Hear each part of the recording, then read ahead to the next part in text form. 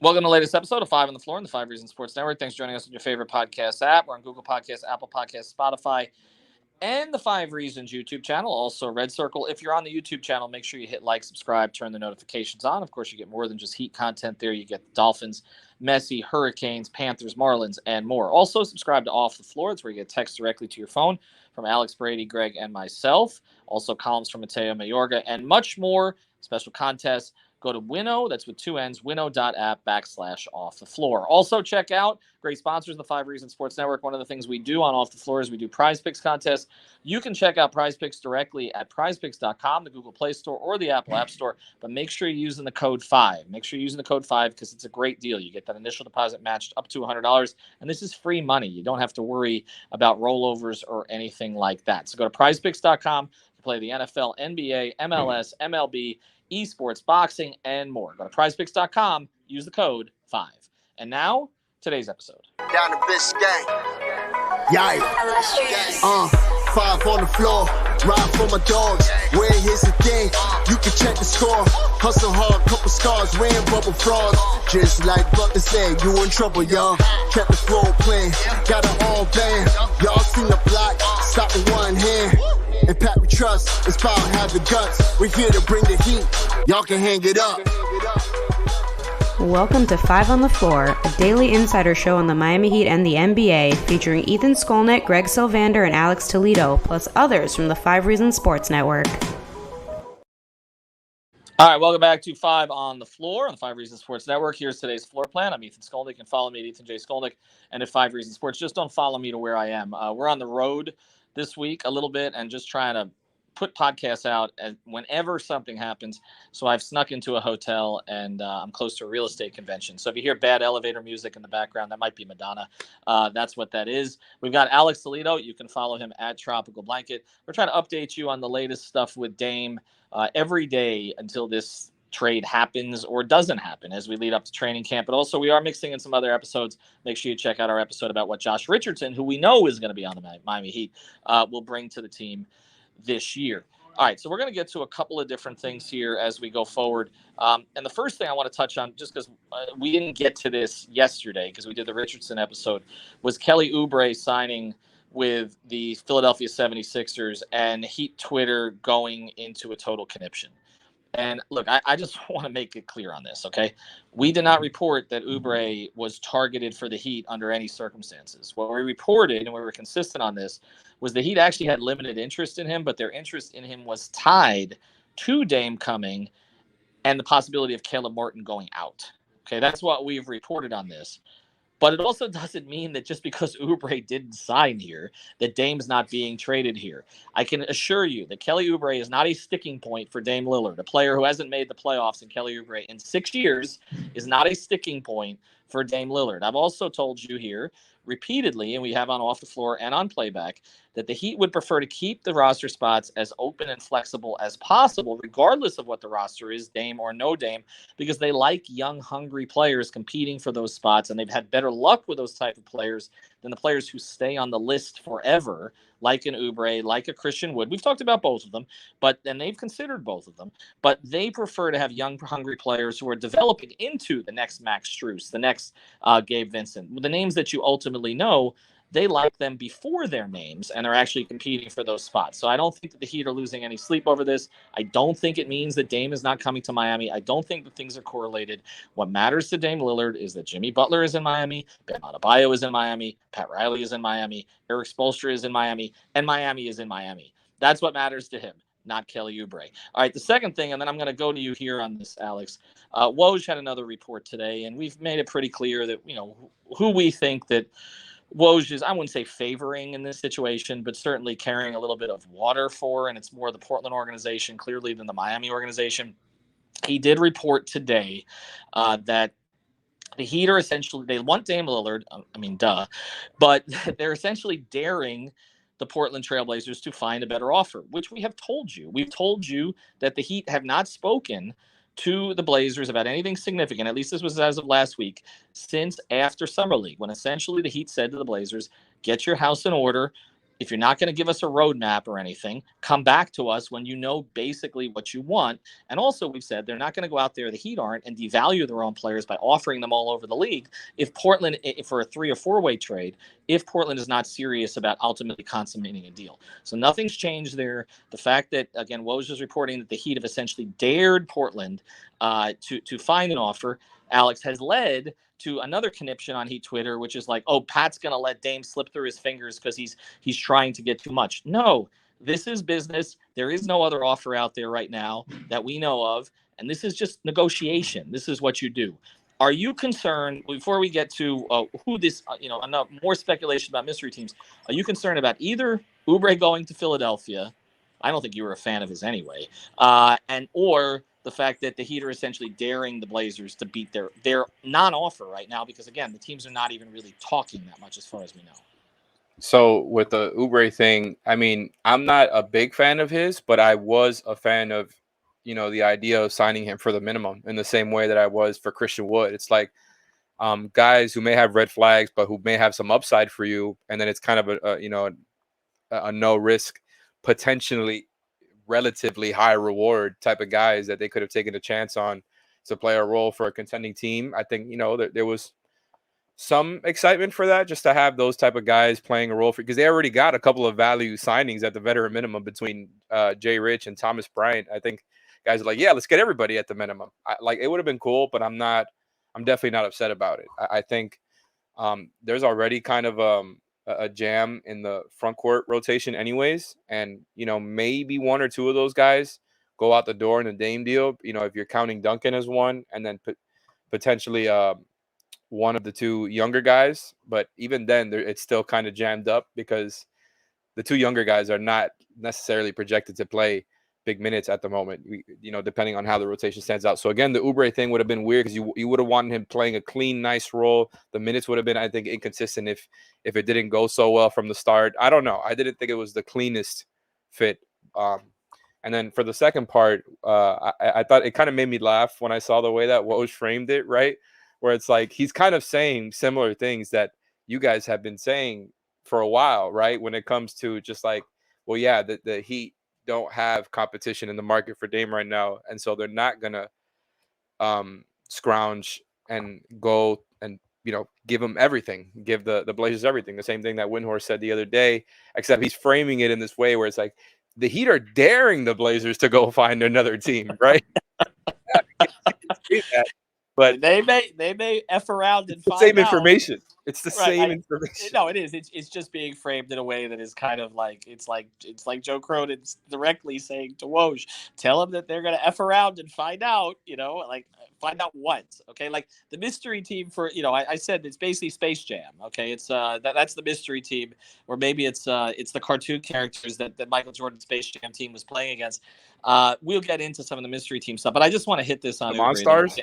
Monsters, exactly. I just want to hit this on Oubre again, though, real quick. Again, there's player fit and there's personality fit, and I think with both Wood and Oubre, there were personality fit questions that didn't make the Heat jump. Like their attitude was, okay, like if we need additional pieces, if these are guys that would fill out a roster with Dame, maybe terrific. If they didn't have so much of a jam in the front court as it stands. Well, right. It's crazy we're saying that because we did like a whole summer, but they have some year depth. Of not having enough front court depth.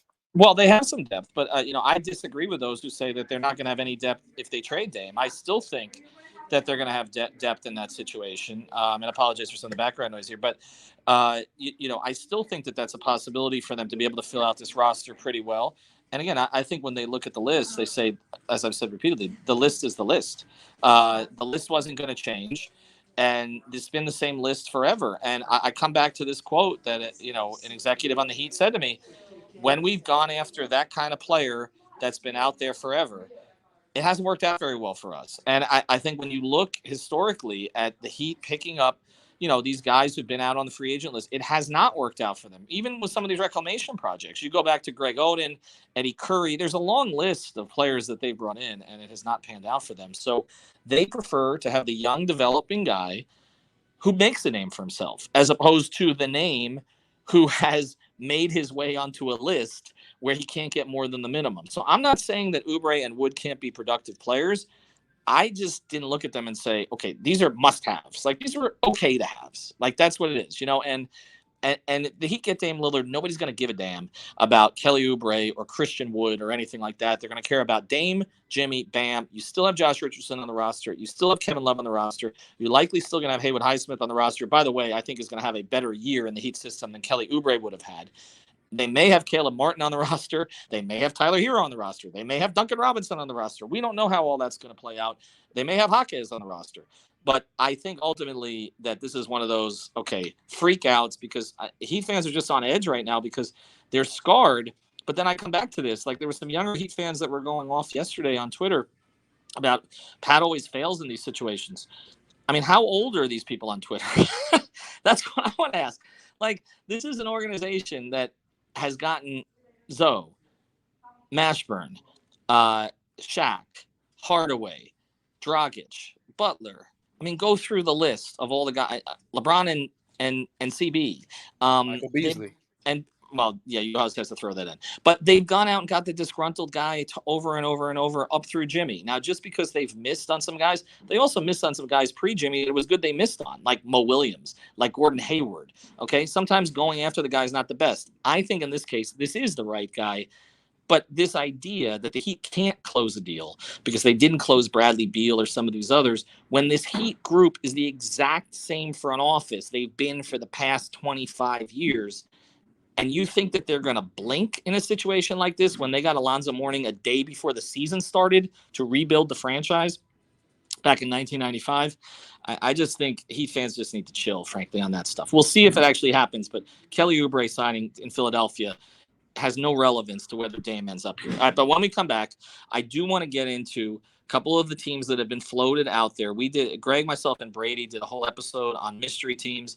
I ran some of them by the Heat. They had a somewhat similar list with a couple of differences, but there's a team we haven't talked about a lot, Toronto, that's been getting a lot of press today. I don't know how real it is, but we will actually get into what that would look like. We do want to mention another great sponsor of the 5 Reasons Sports Network, our friends over at Better Edge. You can find them at betteredge.com. Use the code 5RSN. You get $20 to play. This is legal sports betting because you're betting against others who use it. You're not betting against the book.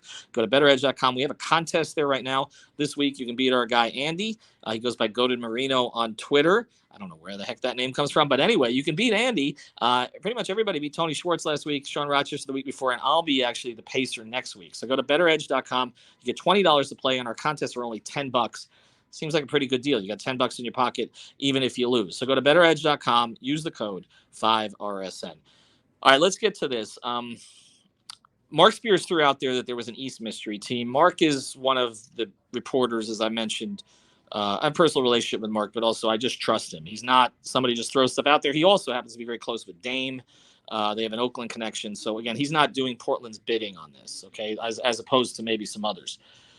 He threw out an East mystery team. Everybody kind of jumped to Philadelphia, which I know is a team that the Heat are a little bit concerned about in the background.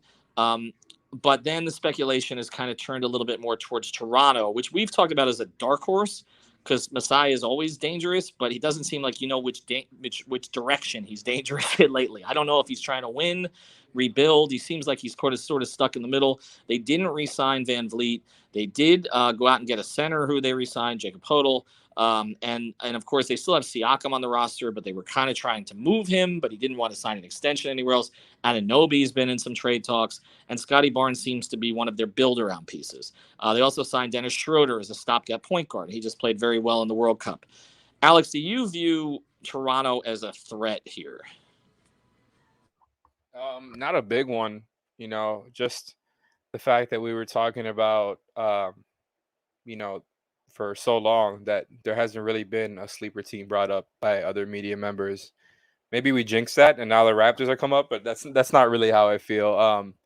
I just think it kind of feels like the Blazers are throwing it out there. Maybe that's just, wish casting, like you like to say. It's kind of hopeful thinking from, a Heat fan perspective, just to say, the Blazers are trying to make something happen, where there's not really any smoke. But I don't know. I think the worry comes from, the anxiety comes from the fact that they've done this before. Now, it's not an apples to apples situation like we talked about, right? It's a 4-year deal that Dame is under, whereas Kawhi was on the 1 year.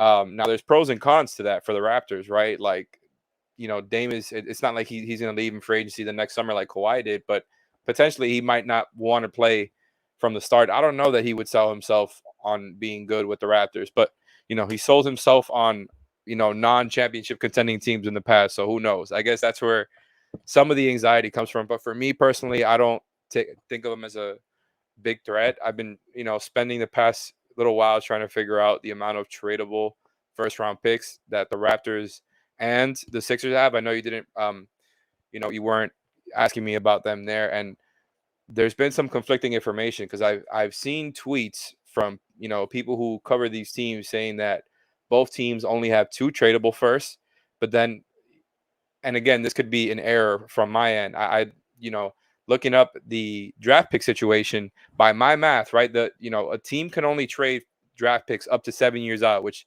caps it at 2030.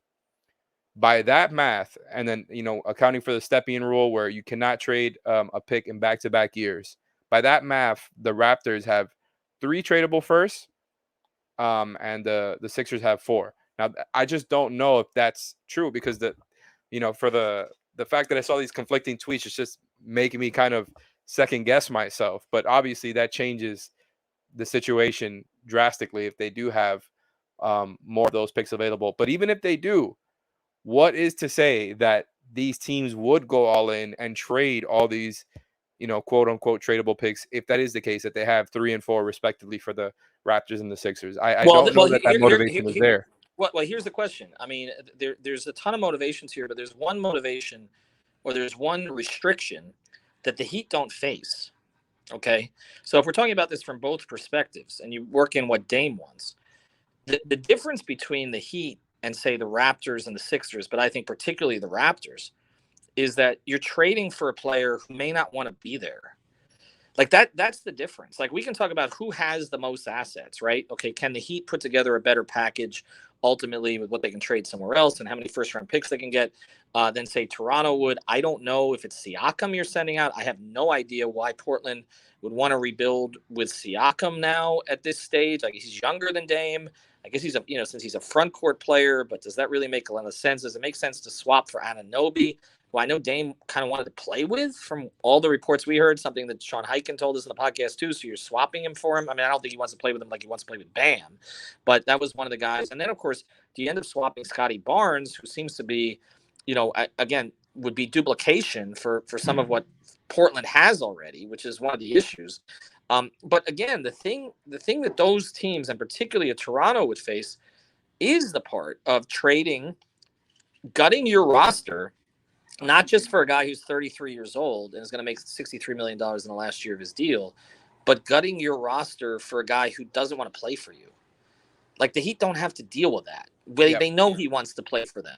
So, I mean, you don't have an issue of him coming in with a sour attitude or wondering if it's the right situation or asking out again in a year. Dame Lillard is not going to ask out from Miami in a year or two. I assume if Dame comes to Miami, he's finishing his career in Miami, unless Portland and him have rebuilt things that maybe he wants to spend his last year there at the very end of his career. He's going to be a Heat player. I don't know he's going to be a Raptors player. Like you said, Kawhi dipped after winning a championship. And the other thing about it is that you look at that Raptors roster that Kawhi joined. We were just going through it before. It's a really good team. I mean, he basically just slotted in for DeRozan. Like, people talk about, okay, Durant got hurt and Clay got hurt in the final. That Raptors team was championship quality, though. Like, you're talking about closer to prime Kyle Lowry, right? Dan Green, who was still a functional player, Kawhi. Your 4 was Siakam, and your 5 was a still very, very good defensive player in Marc Gasol. And then you were bringing, Norm Powell, Fred VanVleet, and Serge Ibaka off your bench? Like, this Toronto team is not that. No matter who they send out or don't send out. And that was with OG hurt. Yes, exactly. OG was your 9th guy. So like, you're talking about, I mean, that's a high-quality team. So that's the thing. Like, they sent him to San Antonio, sent him there because Pop didn't want to deal him to the Lakers. But it wasn't like Kawhi couldn't look at that situation and say, okay, I can win here. Is Dame going to look at the situation in Toronto, particularly if one of their core 3 or 4 guys, whether it's Anunoby, Siakam, I mean, or Barnes is traded? Is he going to look at what's left there and think he can win to the degree that he thinks he can win with Jimmy and Bam, with Spo coaching it? Also, Nick Nurse isn't coaching the team anymore. So we don't know what the new coach is going to look like. So to me, it's a massive risk for Masai to take a player who may not want to be there and may ask out. Philadelphia, Morey's a little bit different situation because he needs to justify his reputation and make a move now, and he's got the whole Harden thing. But I just can't see that as feasible unless they're going to trade Maxey. I don't know how Portland justifies that. I mean, and it doesn't look like they're going to trade Maxey. That's the thing. It's like, obviously, if he would have signed the extension that he's eligible for by now, it would have made him impossible to trade at this point. But he's still technically trade eligible. But I don't, like I said before, it just comes back to the team's motivation to end up going all in, right? Like, why, if you're the Sixers, if you're the Raptors, are you going to put a package around, whatever it is that the Blazers would want, right? Let's say they want Maxey and the 4 firsts, if they do have 4 firsts, because again, I'm not sure how many of these picks either teams have. By my count, I could be wrong. They have 4 tradable picks. Why are the Sixers going to do that? Why are they going to do that? And there was actually a quote tweet that was going around Heat Twitter yesterday that I wish I had pulled up right now, where earlier when the Sixers got eliminated from the playoffs earlier this year, Dame had quoted when Embiid had said something after. I wish I had the tweet pulled up right now because me, I'll laugh at the Sixers forever. It was Embiid basically throwing the rest of his team under the bus after. Oh, I mean, the yearly, what he always does. I mean, different from Giannis, where Giannis took responsibility but kind of redefined failure. Embiid literally threw his team under the bus again, and Dame. I don't think he wants to play for either of those teams. No, that's where I come down on it. And if that's the case, he's made that clear. If that's the case, why are these teams going to go all in and put together these packages, which they would have to put together because those would be the type of packages that would be competitive and or better than the Heat's, right? Like if they throw in a Scotty Barnes with 3 picks, it would have to be those types of packages. Why are they going to do that? If anything, they would try to get him at value, knowing that he doesn't want to play there, and also knowing, like we talked about before, the age and how old he's going to be when he's making $60 million plus. Like they would probably try to get him for value. It doesn't feel to me like what Masai's been doing has been setting up for a Dame trade. It doesn't. I know they have a weakness at point guard because Dennis Schroeder is really good in international competition, but he's a below average starting point guard in the NBA. I mean, he's a good player, but they haven't been setting up for this kind of move. When they traded for Kawhi, and we'll close here, when they traded for Kawhi, they were ready for that kind of move. They had a guy in DeRozan who was really good in the regular season, but shrunk in the playoffs. There was a stat that came out around that time that DeRozan's level dropped the most of any of the top 30 players in the league in the playoffs, and Kawhi's went up the most. So you're swapping in Kawhi for DeRozan with what you already had. All you had, I think they gave up a first-round pick, and that was it. That's a ready-made team. Again, we talked about, does he want to play in Toronto or whatever? Plus, Kawhi doesn't want the spotlight anyway. So Toronto was fine. Dame seems to want to increase his spotlight. He's on a Gatorade commercial now. He's on a Modelo commercial now. He's not doing that in Toronto. He's not. I don't think Dame wants to be the next Kyle Lowry. Okay? He wants to replace Kyle Lowry in Miami. Anyway, thanks to Alex. Appreciate it. Follow the Tropical Blanket. Follow our sponsors, Better Edge, Prize Picks. We'll have more episodes for you as things develop. I guess shame on the Heat for telling Portland to play the market. I don't know. I thought that's how business works. Sleepy Pat let another one go, and Kelly Oubre. Unbelievable. Kelly Oubre. It's all over with now. Have a good one, everybody.